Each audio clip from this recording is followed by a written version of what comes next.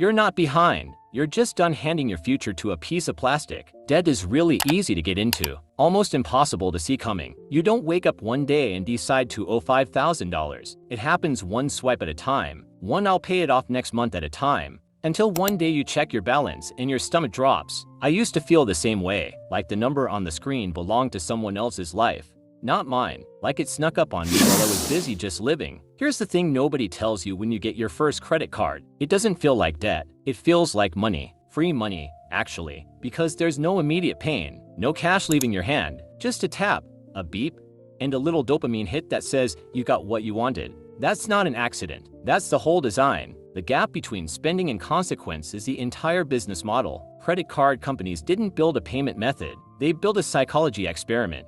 And you're the subject, every part of it. The rewards points, the buy now pay later prompts, the minimum payment option is engineered to make spending feel weightless and repayment feel optional. And the scariest part? The minimum payment isn't there to help you. It's there to keep you paying interest for as long as humanly possible. It's not a safety net, it's a leash, and it's a long one on purpose. Let's do the math, because the math is where this gets ugly. Say you owe $2,000 on a card with a typical interest rate around 25%. If you only pay the minimum, you're not really paying down the debt. You're mostly feeding the interest. It can take you over a decade to clear that balance, and by the time you do, you paid almost double what you originally borrowed. 10 years of your life, working to hand extra money to a bank for a purchase you probably don't even remember making. 10 years. Think about where you'll be in 10 years, and think about the fact that some of your future income is already spoken for, quietly, without you agreeing to it in any way that felt real. And here's where it gets personal. That trip you don't remember, that impulse buy you regretted a week later, that's the stuff sitting on your statement, quietly multiplying while you're busy living your life,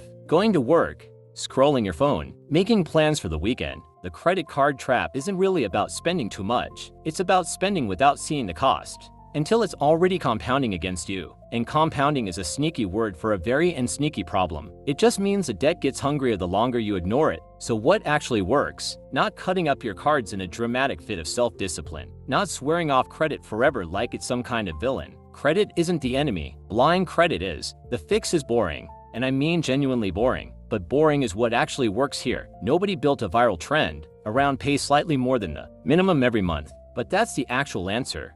So let's get into it. First, know your real number, not what you think you owe.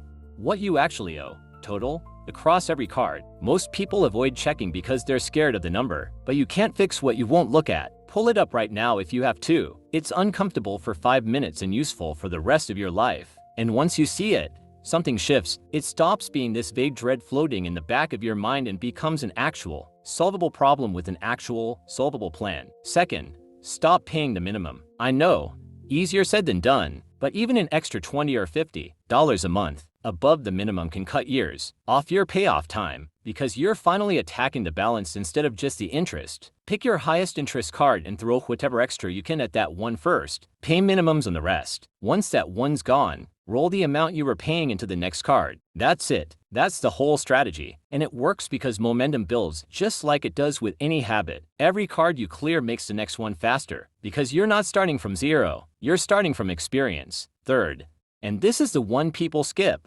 change how you use the card going forward. If you're still swiping for things you can't actually afford in cash, you're just refilling the hole while you're trying to climb out of it. Treat the card like a tool, not a lifeline. If you can't pay it off in full at the end of the month, you probably shouldn't have bought it in the first place. Harsh, but true. And it's not about restriction for the sake of restriction. It's about making sure the decisions you make today don't quietly sabotage the person you're going to be a year from now. Here's what nobody tells you about breaking free from this. It's not going to feel amazing right away. There's no instant relief switch. You're not going to pay off one card and suddenly feel rich. What you'll feel is lighter, little by little. The same way the weight got heavier one purchase at a time, it disappears the same way it built, slowly, quietly, in the background of your regular life. And that's actually good news, because it means you don't need some massive dramatic turnaround. You just need to keep showing up to the boring plan, month after month, even when it doesn't feel like it's working yet. And look, I get it if you feel behind. If you're in your 20s or 30s looking at a balance that makes you want to throw your phone into the ocean, You're not stupid for ending up here. You were handed a system built by people who profit from your confusion, and somehow you're also supposed to just know how to navigate it perfectly. Nobody teaches this stuff. Nobody sits you down before your first card and says, here's exactly how this can quietly wreck your finances if you're not paying attention. You figured it out the hard way, like most of us did. And honestly, most of the people who look financially put together right now were exactly where you are at some point. They just started the boring plan a little earlier. But here's the good news. Once you see the trap,